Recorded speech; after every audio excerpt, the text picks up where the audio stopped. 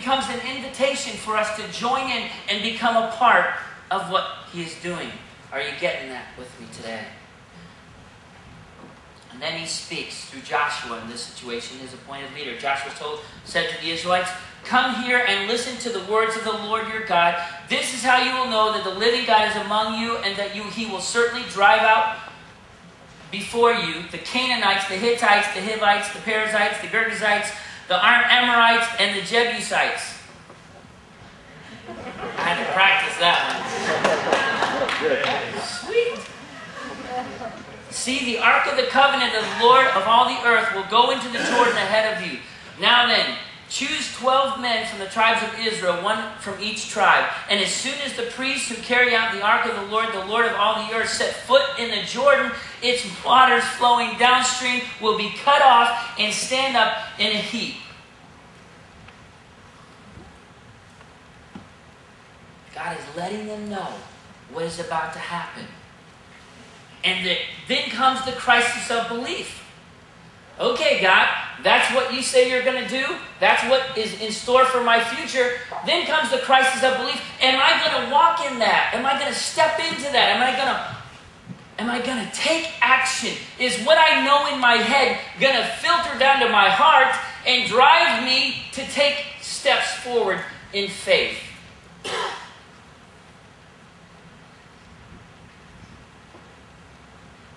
Are they going to take action? Or do like they did the last time and fail the test and lose a whole other generation? You see, faith is not something that you think in your head. It's not something that you conjure up in your head. Faith is not really faith until it's tested. It doesn't become real until it's tested, until you walk in that. And testing occurs when we take action on what we say we believe. And at the point that we take action, faith becomes real and alive in our lives. I want you to imagine for just a moment standing on the edge of that river at flood stage. I grew up in Kankakee, Illinois, just south of Chicago. Kankakee, Illinois is known for two things. It is the home of, now it's known for two things. It is where the Bears, Chicago Bears, I always work those in, football season. Pray for them. It is the home of the Chicago Bears, their training camp. That's what it's known for now. But it's also known for the Kankakee River, which kind of runs through. And my house was about 400 yards off of the river. I delivered papers all along the river. And every spring, every winter, the river would freeze over. But every spring, the ice would have to leave. And I don't know if you've ever been around a river in the north, but when that happens, the ice begins to thaw, it begins to crack and pop, and all of a sudden big chunks start to pop up, and that ice begins to shatter, and it starts to move down the river, and it's a crazy experience to watch that happen. Is something else. But it'll start to move down the river, and then what happens is it will catch on bridges, or if their water's a little shallow in some places, it'll catch there. And what happens there is the water begins to pile up behind it. It creates like a dam of ice. Happens every spring. And the water behind that dam, what happens? It builds up because the water keeps flowing, and then it begins to flood everything behind that jam. And every spring, the Kankakee River would flood by my house. We were up high enough and we were far enough away that it didn't affect us directly, but all the houses I delivered papers to would have water. As a kid, I would go down by the edge of where the flood was, and I'd stand on the edge of that thing and watch that water just rolling through there. and big old chunks of ice and trees that the ice had taken out and debris, anything in its path would be floating down that river and it'd just be bubbling. The water would just be rolling and just bubbling as it went down through there. And I remember standing on the side of that thing as a kid, and there would be a chill that would kind of come over you because you knew if you got out in that stuff, you instinctively knew how dangerous what you were standing next to was. Imagine these guys standing next to this river at flood stage, and the first ones in were the guys carrying the Ark of the Covenant. They weren't even just walking in on their own. They've got this big Ark of the Covenant on their shoulders, and they've got to step out into this flooded river.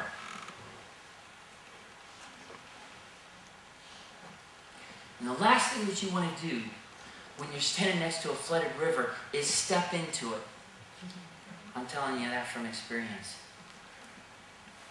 There's something instinctively inside that says this is dangerous.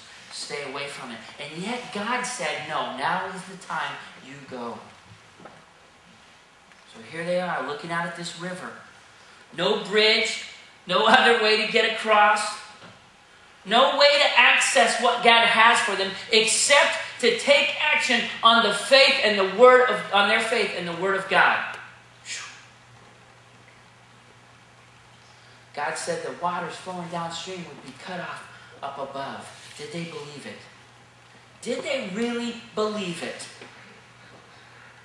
I don't mean did they believe it in their head. Did they believe it enough to take action on it?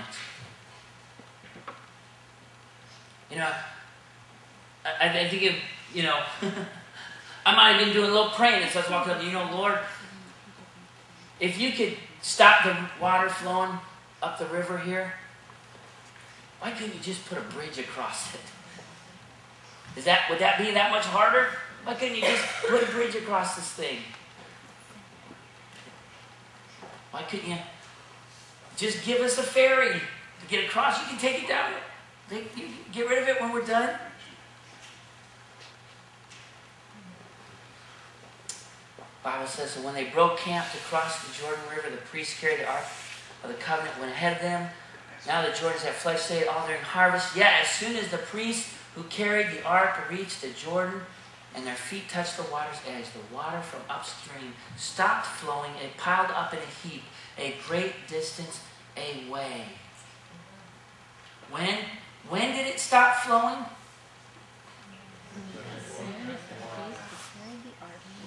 When their foot touched the water. Not when they were standing here.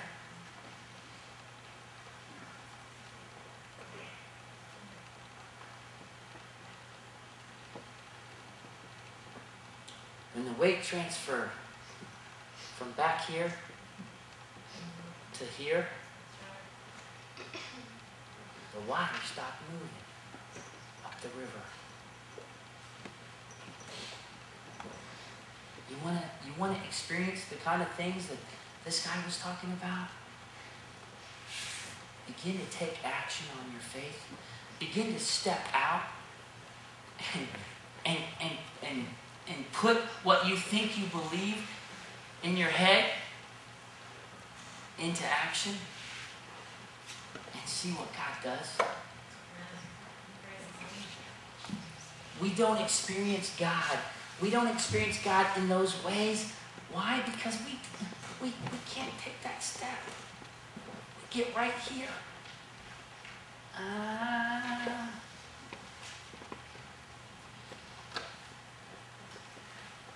We can't transfer the weight.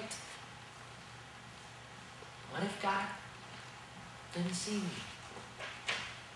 What if he forgot what he said? What if I got the message wrong?